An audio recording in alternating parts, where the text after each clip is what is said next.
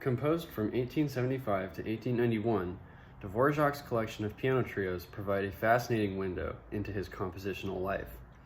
The first of these pieces was written when he was just a newcomer to the field, a mostly unknown provincial composer. The last was written when he had become a much celebrated elder of the discipline, achieved international fame, and become especially beloved in his native Czech Republic as one of the greatest nationalist composers of this nation, famed for his elegant use of a wide variety of traditional Czech folk melodies. As such, these pieces neatly bookend one of the most formative and important periods of work from one of Europe's most significant composers. This is fitting, as they are also some of his most well-known works. In particular, Piano Trio No. 4, known by its nickname Dunki, has attained incredible notoriety, placing it alongside the Cello Concerto and New World Symphony as one of his most cherished works. The Dunki Trio is notable especially for its boundary-pushing use of form, and certainly deserves the adoration it receives. However, it does tend to overshadow the equally incredible works of this type by Dvorak. Among these is Piano Trio No. 2 in G minor. While perhaps not as lauded as its more famous cousin, this piece is every bit as beautiful and every bit as varied in musical color. It feels light and exuberant, full of dance-like energy in one moment, and achingly melancholy and intimate in the next.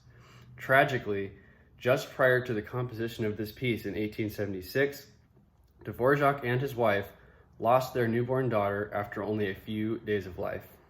Many say the anguish he felt can be heard clearly through the more melancholic sections of this piece. The first movement is a weighty sonata form which meanders through many different emotional states. It feels powerful and aggressive at times, and soft and wistful at others. Throughout the movement, two ascending chords can be heard returning frequently, a G minor and an F major. These chords can be heard punching their way through the texture, returning the listener to the heavy, dramatic state of the movement's opening. This movement makes extensive use of folk melodies, a craft Dvorak was honing at this time and would later become very well recognized for. The second movement is one of the most intimate parts of the work. Its main theme is an achingly sweet lullaby. Here one can really feel the weight of the tragedy so fresh in Dvorak's mind. It wanders through several modulations before closing gently back in the major mode. Though many of its melodies are sweetly in major, one can feel a deep sense of loss and uncertainty in this movement. The third movement returns us to an energetic feel with a relentless scherzo pace that is truly exciting. It features strange groupings of phrases with odd-numbered 3 and 5 bar sections. These things come together for a breathless, extremely anticipatory feel, which also feels slightly unstable, as if the movement cannot contain its excitement. The finale features a wonderful transition from G minor to G major throughout its runtime.